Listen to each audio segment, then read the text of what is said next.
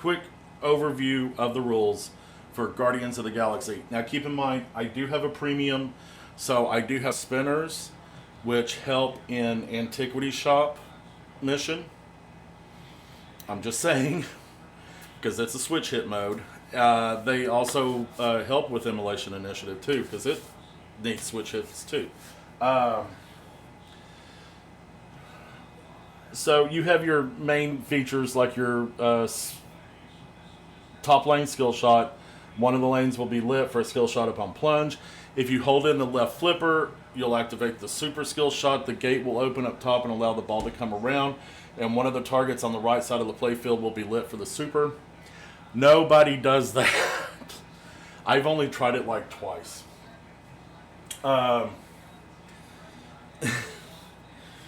It's not even worth it, I don't think. Let's see. The 5 lanes, the 2 in lanes here, the 1 in lane on the right, the 2 at the top are the Nova Core, and once you complete those, you get a playfield multiplier. All the green X's in front of each shot will light up. The next one that you hit, it will make that shot worth double. You'll multiply that shot. You can get multipliers on all the shots. Once you do that, the next time you complete the Nova Core lanes, there will be a roving 3x multiplier going around the playfield. I think I've only accomplished that once. Let's see. Ball save on the right out lane. The 2 mini targets on either side of Groot's mouth will light that up. It's very helpful too. You can also get it as a mystery award. On the left, you have Yondu's shot, which is like the fuel shot on Metallica. Ronin's shot is the left orbit. Rocket is a kickback, which will fire the ball back at the flipper. Nebula is the left ramp. Groot is the center. Hit him once to open his mouth for the first multi-ball. Actually, first and second multi-ball. And then shoot a ball into his mouth to lock it. First multi-ball, you lock 3 balls to start. Second, you start with 4 balls, locking 4 balls into his mouth. Third multi-ball, you got to hit Groot's mouth twice before you can lock a ball, and it also goes to 4 balls. The orb target right here is the broker. Knock down the drop target to light the orb lock, and then get a ball in there. It'll hold it and let it out. The magnets will grab it. Hopefully. I've noticed that it does better when I clean the playfield. Gamora is the right ramp and tracks the right orbit. In certain modes, like in Nowhere, the Drax shot will go all the way around. The gate will be open behind Groot to allow the ball to come all the way around. Other shots, it will direct it to the pop bumpers. And then you have the Star-Lord shot, which is a scoop on the right-hand side, which is responsible for your mode select, your mission select, mystery, extra ball, and upgrading the mode, which there are different things depending on the mode that does. I'll come back to that in a moment. There are 5 targets, 1 right here to the right of the scoop, 1 to the right of the Gamora ramp, 1 on either side of Rocket, and 1 to the right of the Yondu shot. Those are the Hadron Enforcers. Collecting all 5 of those will give you 3, depending on the settings, it's user settable, 3 hits of the Hadron Enforcer, which is the button on the lockdown bar, which will complete a shot for you. The default is it'll award 3 up to a max of 6. Good evening, everybody in chat. Welcome aboard. We're just doing a quick tutorial. I will post it up on my YouTube channel tomorrow. Let's see. So when you start a game, and I'm not going to do it because I don't want to play the music, but when you start, default settings, mode select will be up. Now, keep in mind that it shows a character, but you're not like playing as that character. That's just the character that represents that mode. They are represented by the inserts in the middle of the playfield. They are Antiquity Shop, and the main shot associated with that is at the broker shot at the orb. Sibling rivalry, which is, and hopefully you're familiar with the movie because that's what the game follows, is the movie. Volume 1 is associated with the Gamora shot. Pod chase on the left is associated with Nebula. Escape kiln is the rocket mode. Sanctuary is the Ronin mode, and that is attached to the Hadron Enforcers and the left orbit.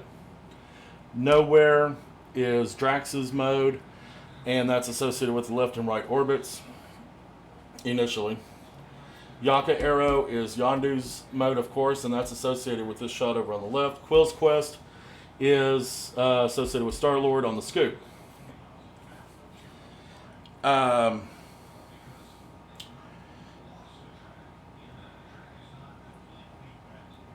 I'll go through them as I'm playing them.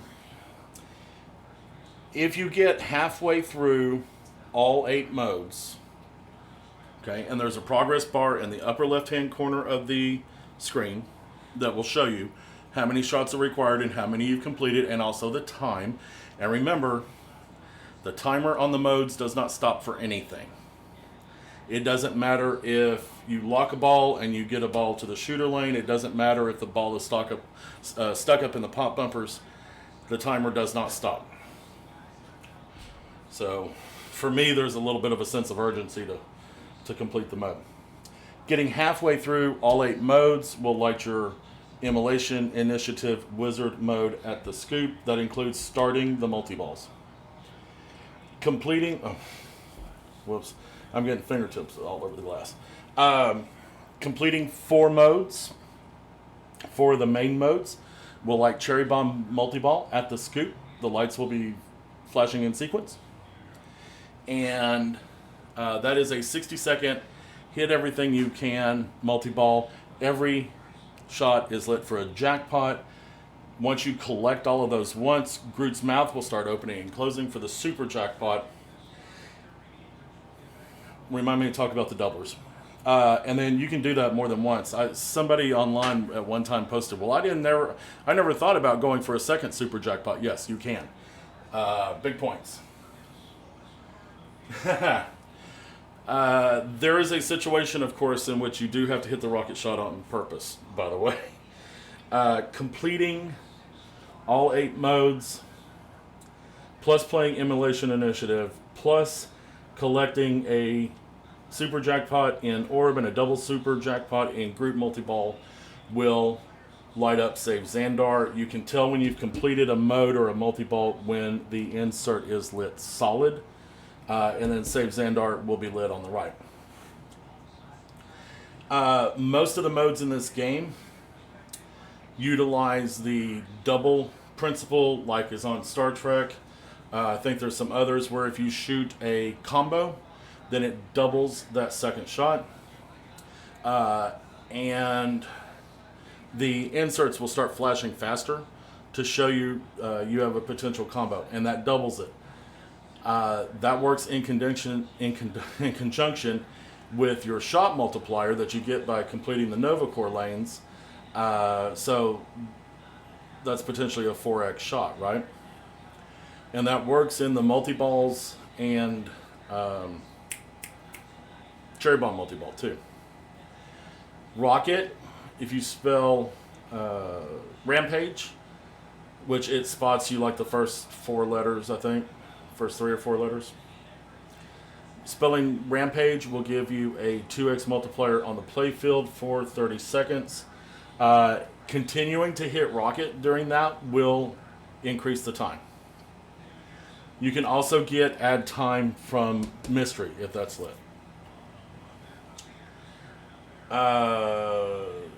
So there's another way to increase. So a doubled shot is now, if you've got a multiplier on a shot, you combo it, that's 4x. You got a 2x playfield multiplier, that's now 8x. And then during Groot multi-ball, if you hit Groot in the mouth, it'll open his mouth, hit another ball in there, that becomes 2x playfield. Do it again for to increase it to 3x, so you got 2 balls locked in Groot, and do not forget that you have balls locked in Groot's mouth. But that 3x, and then that's how you get that 24x multiplier that Robert Gagno is so good at. And the combining sibling rivalry with Groot multi-ball is the strategy to do that, but you've got to have all those things going at one time, and then you got to combo the Gamora ramp on the sibling rivalry 2-shot. That's not easy to do.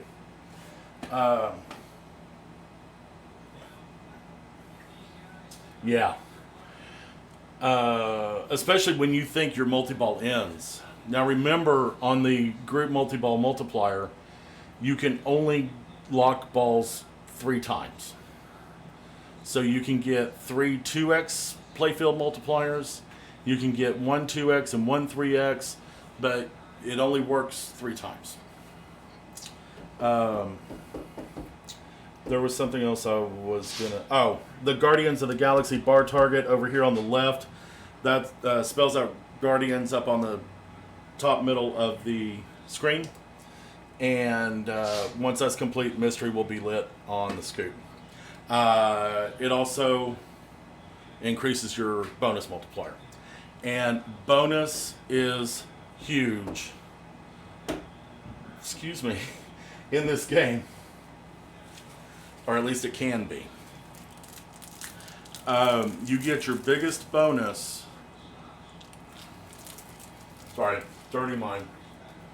You get the biggest bonus by completing a mode on the ball you're in, or within the original time limit, without restarting. And that bonus, once you have it, it carries over ball to ball. So I can't remember. There was one game I played. I had $500 million in bonus. I'll try and go through some other stuff as I'm playing. Remember, I'm not great, but I love the game. So I think that covers pretty much the basics. The individual mode rules basically shoot the... Oh, upgrade. Once you start a mode, upgrade will be lit. Upgrade does different stuff, and it can be doubled too. It'll award you an amount. It's usually 500,000 or $1 million. You can double that by a combo shot. Some modes, it doesn't seem to do much to. Other modes, it changes either the shots that are required or it adds shots. For example, in Sibling Rivalry, your 2 ramp shots are lit. I think something else is, but it's escaping me at the moment. So you can just combo the ramps. But as soon as you upgrade, it switches to 3 on the right. Once you make one of those shots, or maybe 4. Oh, it is. The right-hand shots, once you make one of those, it switches. The next shot has to be on the left. And you have to go back and forth. I want to talk about Quill's Quest. Let's see. Nowhere starts off with 1, 2, I think 3 shots lit. Once you hit the upgrade, all the shots are lit for a one-time shot, except for the main mode shots. The main mode shots will all stay lit. Supposedly, hitting the upgrade will increase the main mode shot. So whatever character is associated with that mode, that shot's always worth more. Pod Chase, same thing. You start off with the 2 ramps lit. Hitting upgrade will add all the shots. Oh, and I want to talk about Escape Kiln. Okay, Quill's Quest. The first time you start Quill's Quest is a 2-ball multi-ball. And all of the shots are hurry-ups. And I think they start at 2 million. It's either 2 or 2.5 million. Every time you make a shot, and you can see the countdown on the screen, you'll collect that hurry-up. The Star-Lord shot is always lit. The other shots will change with every shot. And you can combo them too, so don't forget, you can combo these shots. The only mode you cannot combo a shot is Yaka Era, by the way.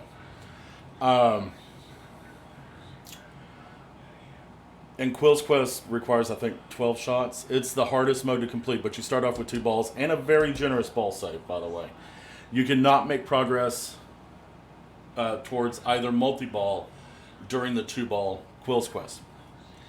Once you drain a ball and are down to 1 ball, Quill's Quest automatically ends. But you can restart it, and it will remain a 1-ball mode. And you can still complete it, and then you can make progress on your multi-balls as well. But Quill's Quest, every shot is a hurry-up. Combo them if you can. The Star-Lord shot's worth more.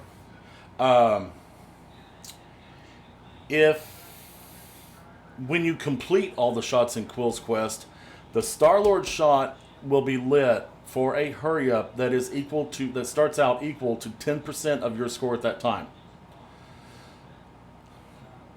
So I've seen tournament strategy, for example, the 2018 Pinball. Guardians was in the finals bank. And everybody was choosing Quill's Quest first because, multi-ball, I can get used to the shots. Really? And by the way, I think, who was it? Was it Andrei Masenkov that blew everybody away with his first ball, just ended one of the games right there. Anyway,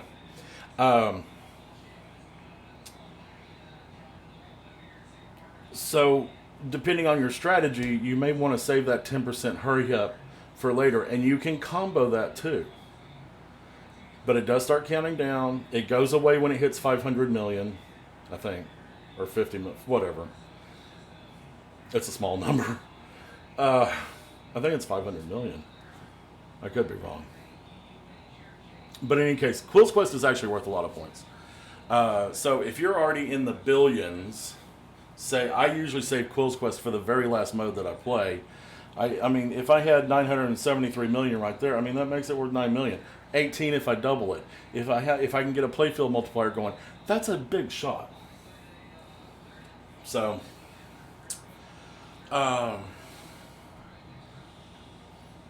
Escape Kiln.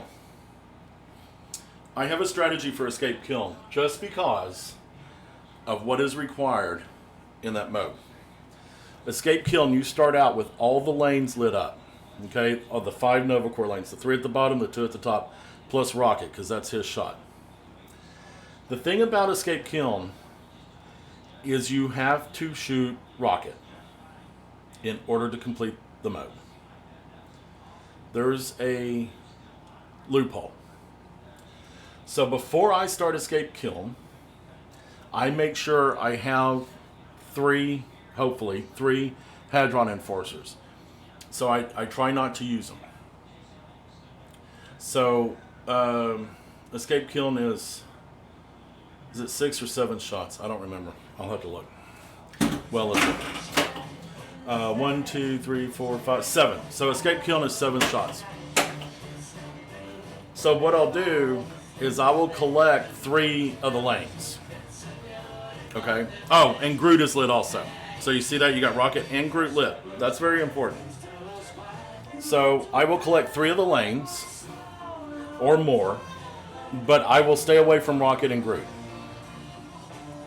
Okay. So I collect 3 lanes. That leaves me 4 shots. Then I'll use my 3 Hadron. You got to remember the line from the movie. Hadron Enforcer. So I will use my Hadrons to leave me with 1 shot left. Here's the thing. If you do that, the Groot shot remains lit. And you do not have to hit Rocket.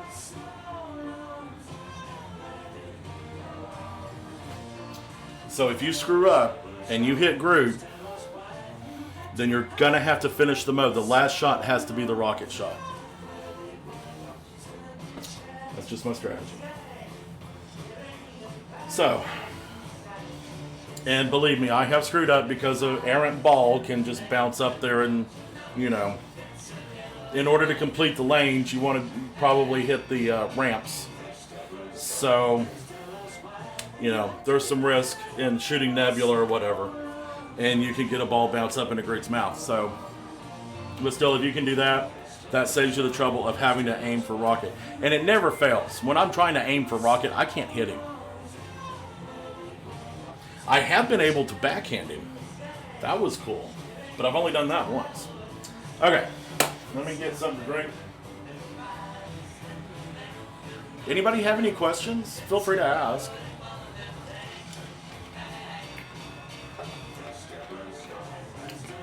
By the way, I recommend the topper for the game. I always recommend speaker light kits, deluxe type 12 speaker lights. If you don't have those, this game I recommend a shaker motor, and it's awesome. Oh, and the fluorescent plastic protectors, the rocket, the slingshot and lanes.